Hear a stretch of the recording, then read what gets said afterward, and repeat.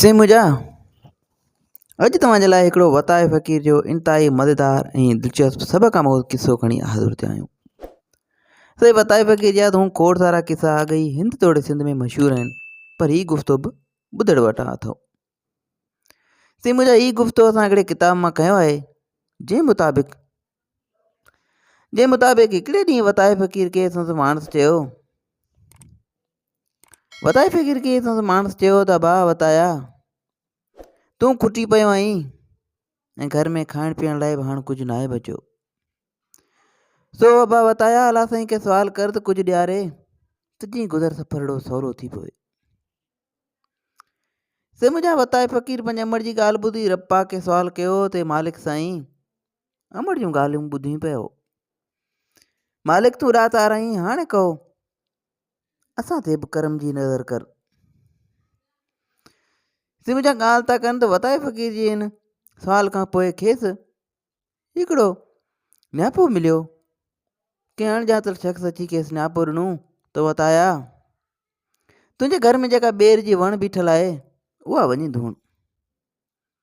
वताए फ़क़ीर जो इहे हकलूं कयूं ऐं दाऊं कयईं ऐं रब्बा खे ज़ोर ज़ोर सां ॿधाईं त मौला ॿाहिरि कर, घर में खाइण पीअण लाइ कुझु न आहे। तो वटि वेंदल को वटड़ू ॿाहिरां जंहिं ॿुधो हुयो अणॼातल माण्हू, तंहिं अची वताए खे चयो त वताया, इहा जेका ॿेर जी वण बीठल अथई तंहिंखे धोण।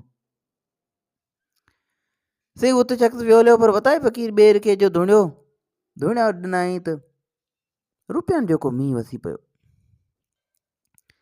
साईं थियो ईअं जो हुन शख़्स वेंदे वेंदे वताए जे घर ॿाहिरां हिंग जी ॾोकड़ वताए खे उछले ॾिना। सो वण जो धुणियाई त रुपयनि जो मींहुं वसी पियो। वताए छा कयो जो हिकिड़ो रुपयो खणी अची माउ खे ॾिनाईंसि। चयईंसि, अमड़ ही वठि, हाणे वञी ख़र्च पखो हला। ते वताए जे अमड़ चयो त भाउ, हेतिरनि रुपयनि जो वसकारो थियो आहे, तूं सिर्फ़ु हिकिड़ो रुपयो खणी आयो आहीं। तंहिं ते वताए फ़क़ीर इंतिहाई माना खे ऐं मतिलबु भरियो गुफ़्तो चयो त चईं, अमड़